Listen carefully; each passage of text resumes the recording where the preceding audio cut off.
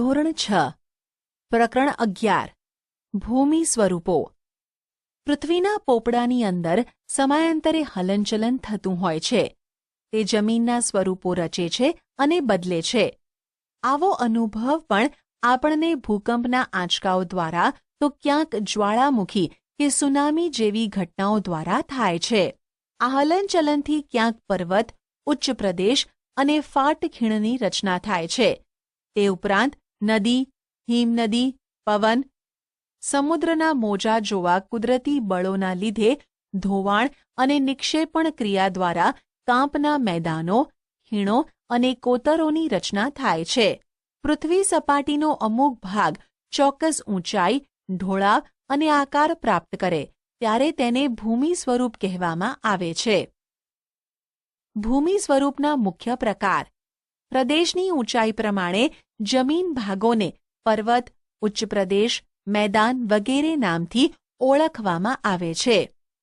1. પર્વત માઉન્ટેન. સમુદ્ર સપાટીથી લગભગ 900 મીટરથી વધુ ઊંચાઈ ધરાવતા તેમજ ઓછા કે તીવ્ર ઢોળાવ અને સાંકડા શિખરો ધરાવતા વિસ્તારને પર્વત કહે છે. પૃથ્વીના પેટાળમાં ભૂકંપ અને જ્વાળામુખી જેવા કુદરતી ભૌતિક બળોની ક્રિયા, પ્રતિક્રિયા અને આંતરક્રિયાથી પર્વતો બને છે. પર્વતોના ઉદ્ભવ અને વિકાસમાં એકથી વધુ ક્રિયાઓ અને બળોની અસર જોવા મળે છે. તેથી પર્વતો તેના વિવિધ પાસાઓના સંદર્ભમાં એકબીજાથી અલગ જોવા મળે છે. પૃથ્વી સપાટીના આશરે 26% વિસ્તારમાં પર્વતો આવેલા છે. પર્વતોનું વર્ગીકરણ. નિર્માણ ક્રિયાના આધારે પર્વતોને 4 વિભાગમાં વહેંચવામાં આવે છે. 1. ગેડ પર્વત. 2. ખંડ પર્વત. 3. જ્વાળામુખી પર્વત. 4. અવશિષ્ટ પર્વત. 1. ગેડ પર્વત ફોલ્ડ માઉન્ટેન. મોટે ભાગે સમુદ્ર તળિયાના પ્રદેશો કે જળાશયોના તળિયે એકત્ર થયેલા નિક્ષેપમાં બંને બાજુએથી દબાણ આવતા કરચલીઓ કે ગેડ પડે છે. તેના ઉર્ધ્વ વળાંકને આપણે શિખર તરીકે અને અધો વળાંકને ખીણ કે તળેટી સ્વરૂપે જોઈ શકાય છે. એશિયામાં હિમાલય, યુરોપમાં આલ્પ્સ, ઉત્તર અમેરિકામાં રોકીઝ અને દક્ષિણ અમેરિકામાં એન્ડીઝ દુનિયાના મુખ્ય ગેડ પર્વત છે. 2. ખંડ પર્વત બ્લોક માઉન્ટેન. ભૂગર્ભિક બળોને લીધે 2 ભૂમિ સ્તરો પર ખેંચાણ બળ લાગે છે ત્યારે તેમાં તિરાડ કે ફાટ પડે છે. આથી આજુબાજુનો ભાગ બેસી જાય, વચ્ચેનો ભાગ સ્થિર રહે તો તે ખંડ પર્વત અને નીચે બેસી જતા ભાગમાં ફાટ ખીણ રચાય છે. જર્મનીનો હોર્સ્ટ પર્વત તેનું શ્રેષ્ઠ ઉદાહરણ હોવાથી આવા પર્વતને હોર્સ્ટ પર્વત પણ કહેવામાં આવે છે. ભારતમાં આવેલા નીલગિરી, સાતપુડા, વિંધ્યાચલ પર્વત ખંડ પર્વતના ઉદાહરણો છે. 3. જ્વાળામુખી પર્વત વોલ્કેનિક માઉન્ટેન. જ્વાળામુખી ફાટતા પ્રસ્ફોટનથી બહાર ફેંકાતા પદાર્થો શંકુ આકારે જમા થતાં તે જ્વાળામુખી પર્વત બને છે.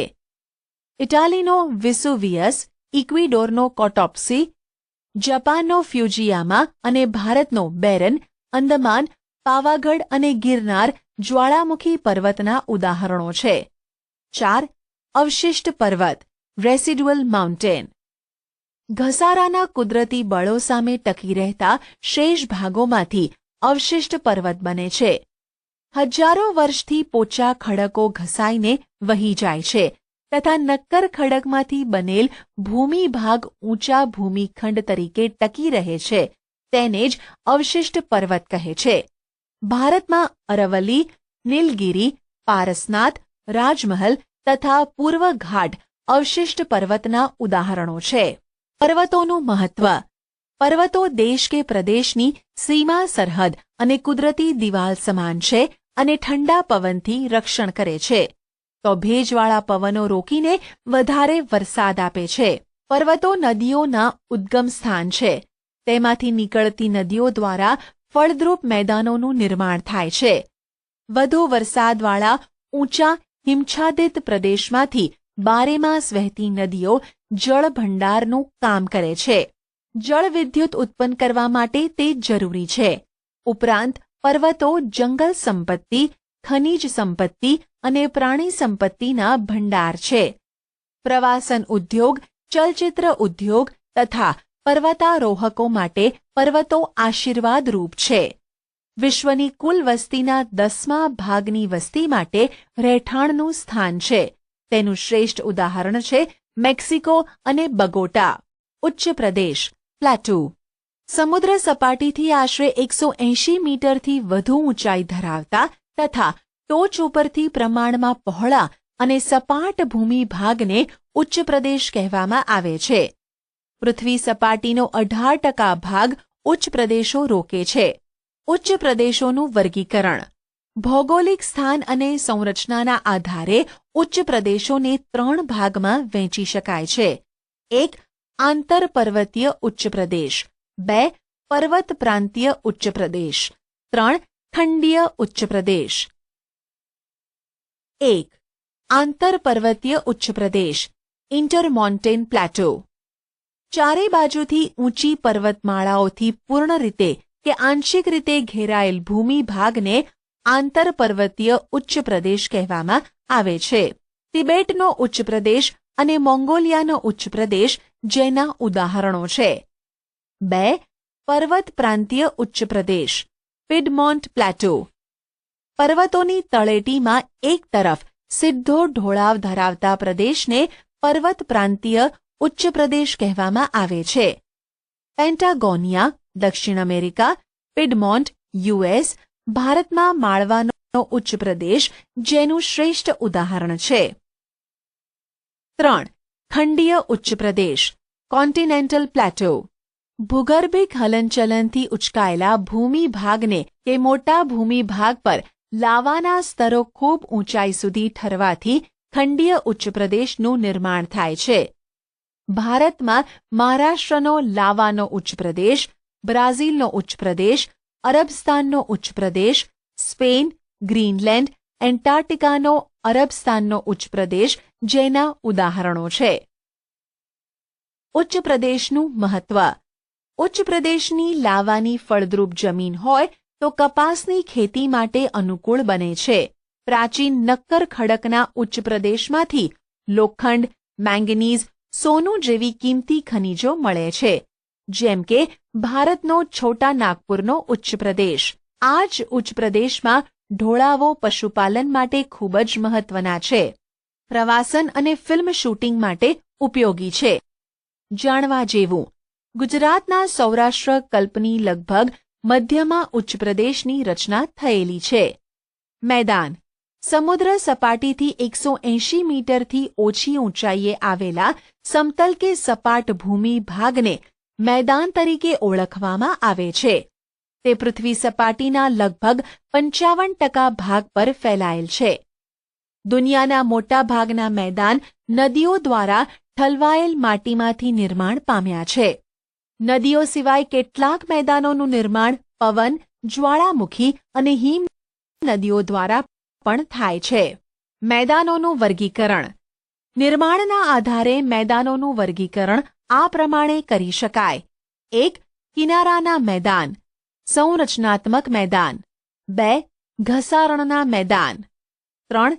નિક્ષેપણના મેદાન. 1. કિનારાના મેદાન કોસ્ટલ પ્લેન ઓર કન્સ્ટ્રક્ટિવ પ્લેન.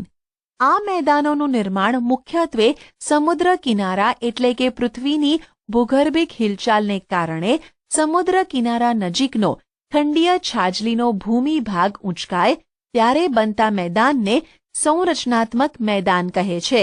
આવા મેદાન મોટે ભાગે ભૂમિખંડના કિનારે જોવા મળે છે. મેક્સિકોના અખાતના કિનારે ફેલાયેલ સંયુક્ત રાજ્ય અમેરિકાના દક્ષિણ પૂર્વે આવેલ મેદાન તેનું ઉદાહરણ છે. જમીનના તળિયા ઘસાવાના કારણે પણ આવા મેદાનનું નિર્માણ થાય છે. ઓસ્ટ્રેલિયાનું મધ્યનું મેદાન આ પ્રકારે નિર્માણ પામ્યું છે. 2. ઘસારણના મેદાન ઇરોઝનલ પ્લેન. પૃથ્વીની સપાટી પર સતત ઘસારણની પ્રક્રિયા ચાલતી રહે છે, જેનાથી લાંબે ગાળે પર્વતો તથા ઉચ્ચ પ્રદેશો નદી, પવન અને હિમનદી જેવા પરિબળો દ્વારા ઘસાઈને મેદાન બને છે. આવા મેદાન સંપૂર્ણપણે સપાટ બનતા નથી. નક્કર ખડકોની ટેકરીઓ વચ્ચે વચ્ચે જોવા મળે છે. ઉત્તર કેનેડા અને પશ્ચિમ સાઇબિરિયાના મેદાન ઘસારણથી નિર્માણ પામ્યા છે. ઘસારણ દ્વારા બનેલ મેદાનોને પેની પ્લેન પણ કહે છે. 3. નિક્ષેપણના મેદાન ડિપોઝિશનલ પ્લેન. નદી, હિમનદી, પવન વગેરે પરિબળો દ્વારા પથરાયેલ કાંપના નિક્ષેપણથી સરોવર કે સમુદ્ર જેવા કોતરો ભરાવાથી આવા મેદાનનું નિર્માણ થાય છે. તેથી તેને નદીકૃત કે કાંપના મેદાન પણ કહેવામાં આવે છે. ભારતમાં ગંગા યમુનાના મેદાન, ઉત્તર ચીનમાં હવાંગહોનું મેદાન, ઇટાલીમાં પો નદી દ્વારા બનેલ લોમ્બાર્ડીનું મેદાન કાંપના મેદાનના વિશિષ્ટ દ્રષ્ટાંત છે. જ્યારે મેદાનોનું નિર્માણ સરોવરમાં કાંપના નિક્ષેપણથી થાય છે ત્યારે તેને સરોવરના મેદાન કહે છે. કાશ્મીરની ખીણો ભારતમાં સરોવરના મેદાનનું ઉદાહરણ છે.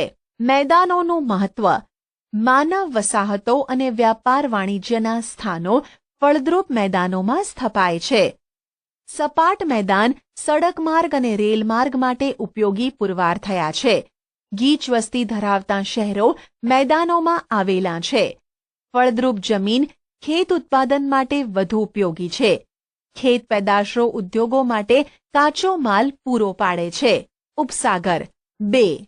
સામાન્ય રીતે મહાસાગરના જળભાગનો આંશિક ભાગ એટલે ઉપસાગર, જે જમીન ફરતે ખુલ્લા વિશાળ સરોવર જેવો આકાર ધારણ કરે છે.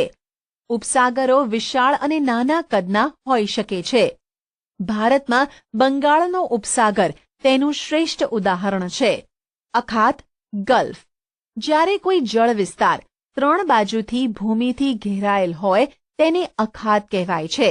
ઉદાહરણ તરીકે ખંભાતનો અખાત અને કચ્છનો અખાત. ભૂશિર, કેપ. ભૂશિર એટલે ભૂમિનો લંબાત્મક છેડો જે જળભાગમાં ફેલાયેલ હોય છે, જેને સમુદ્ર રેખા તરીકેની સંજ્ઞા પણ આપી શકાય. દાખલા તરીકે કન્યાકુમારી, ભારત અને cape of good hope, Africa. ટાપુ, આઇલેન્ડ. જે ભૂમિ ભાગ ચારે બાજુથી જળ વિસ્તારથી ઘેરાયેલ હોય તેને ટાપુ તરીકે ઓળખવામાં આવે છે. ઉદાહરણ તરીકે લક્ષદ્વીપ, અંદમાન નિકોબાર શંખોદ્વાર, બેટ દ્વારકા, પિરોટન, નરાબેટ, પિરમબેટ, શિયાળ બેટ વગેરે. ખીણ, વેલી. પર્વતોની હારમાળા વચ્ચે આવેલો નીચાણવાળો ભાગ.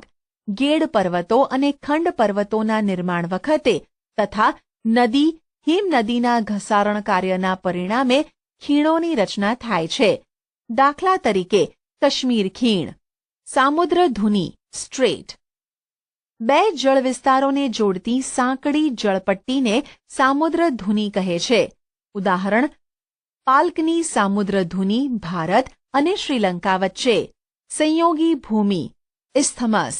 2 જળ વિસ્તારોને અલગ કરતી સાંકડી ભૂમિપટ્ટીને સંયોગી ભૂમિ કહે છે. ઉદાહરણ પનામા ઉત્તર અને દક્ષિણ અમેરિકા ખંડ વચ્ચે. આશા છે કે તમને આ ઈ લર્નિંગ મોડ્યુલમાં મજા આવી હશે. આભાર.